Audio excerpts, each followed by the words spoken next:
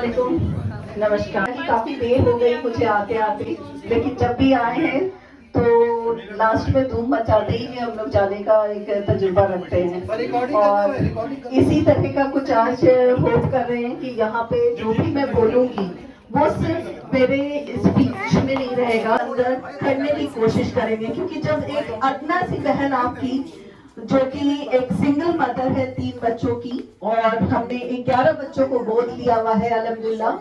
और तो हमारे पास 7 फैमिलीज ऐसे हैं जो डिसेबल्ड हैं, जो कि हमारे गोद लिए हुए हैं और जिनको अपने स्टार पर मैं स्टार्ट करा चुकी हूँ। उसके अलावा हर साल का टारगेट रहता है कि 2 बच्चों को, 2 फैमिलीज को ऐसे गोद लेना है जो डिसेबल्ड हो या कोई भी इस तरह के एक्सीडेंट या कुछ इसके क्राइसिस में आए हों। इसके अलावा अल्हम्दुलिल्लाह हम लोग साथ शादी करवाते हैं। और ये सारे जो काम है अल्हम्दुलिल्लाह अल्हम्दुलिल्लाह अल्लाह के फजल से आज तक मैं सिर्फ और सिर्फ अपने कमाई से करते आ रही हूँ। तो मैं अकेले, मतलब अगर मुझसे पूछा जाए कि मैं क्या करती हूँ तो मैं सिर्फ ये कह सकती हूँ कि मैं ज़किया खान हूँ। क्योंकि मैं पॉलिटिकल एनालिटिक भी हूँ, मैं सोशल एक्टिविस्ट भी हूँ, मैं मीडिया में भी हूँ, मैं आपको अपनी फर्म भी चलाती हूँ, मेरी अल्जाक इंटरप्राइजेस भी है और बहुत सारी अल्हम्दुलिल्लाह और एक्टिविटीज है। क्योंकि मैं साथ में रहती हूँ कि मुझे कहाँ से कौन काम मिले, क्योंकि उस काम के पैसे से कहीं ना कहीं किसी का परिवार मेरे जरिए से चलना है।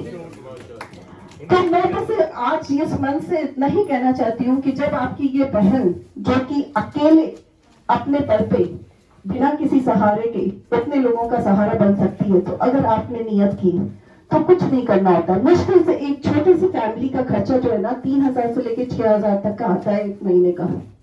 और उस 3,000 से 6,000 में जो उनको कॉन्फिडेंस मिलता है कि कल वो मांगने वाले नहीं रहते, देने वालों में से बनते हैं।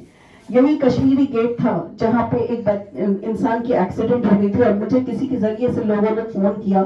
मैं उसके पास गई, जिस हालात में वो लोग थे कि वो लोग मेरे पैर पे झुके, जबकि वो लोग भी मोमिन थे। और वहां से उन लोगों को जब मैंने मदद की और उनकी अपनी दुकान खुलवाई, उसके बाद बहुत सारी परिस्थिति आई जिस टाइम में कभी कभी उनको जरूरत पड़ी। लेकिन एक मौका ऐसा आया जब यहाँ पे इंक्रोचमेंट के नाम पे उनकी झुग्गियां तोड़ दी गई। उनकी वो दुकान जो मैंने उनको बना के दी थी, सजा के दी थी, वो तोड़ दी गई। लेकिन उसने क्या कहा आपको पता है? कहा, ज़किया बाजी आपने जितना कर दिया ना वो मेरी जमीन को जगाने के लिए काफी था, मुझे आपकी मदद नहीं चाहिए। तो एक इंसान की जमीन अगर हम जगा सकते हैं और उसको एक पैर पे खड़ा कर सकते हैं तो मुझे लगता है इससे बड़ा कुछ नहीं है। आपकी कोई भी तालीम, कोई भी इनकलाबी काम ऐसा नहीं हो सकता जो इस चीज का मुकाबला कर सके, जहां पे एक पूरा खानदान अपनी कमाई से खा के चलता हो। मेरा राशन देना, मेरा किसी का काम करना एक लिमिट तक हो सकता है। एक बार करूंगी, 10 बार करूंगी, 11वें बार मैं भी नहीं करूंगी। लेकिन जब वह खड़ा होगा तो वो अपने परिवार को चलाने लायक बनाएगा। और ना सिर्फ उसके अंदर एक जमीर जागती है और बहुत सारी चीज होती है। मुझे याद है जब मैं दिल्ली में शिफ्ट हुई थी, क्योंकि मैं बिहार पटना से बिलोंग करती हूँ, और मैं 2014 में दिल्ली शिफ्ट हुई थी और उसी के कुछ लगभग 16 या समथिंग में बहुत बड़ा जलजला आया था। उससे पहले मैंने बोला हुआ था कि किसी को कि अगर कोई फैमिली ऐसी हो जिसको आपको लगे कि जरूरत है तो मुझे बताना। तो अचानक से एक बात में पता चला कि एक डिसेबल्ड बंदा है जो कि यूपी के किसी गांव का है, और कहने पे मेरे उसे आना था। वो बाई चांस उसी दिन आया जिस दिन जलजला था। और जलजला की वजह से, क्योंकि मैं 3 बच्चों के साथ अकेले थी और उस टाइम में मेरे बच्चे बहुत छोटी थे, मैं ऑलमोस्ट 1 साल की बच्ची को लेके आई थी। और डेफिनेट सा बात है मैं रात जाग के गुजारी थी, क्योंकि जो मकान है वो पुराने कंस्ट्रक्शन में था, विदाउट पिलर वाला था।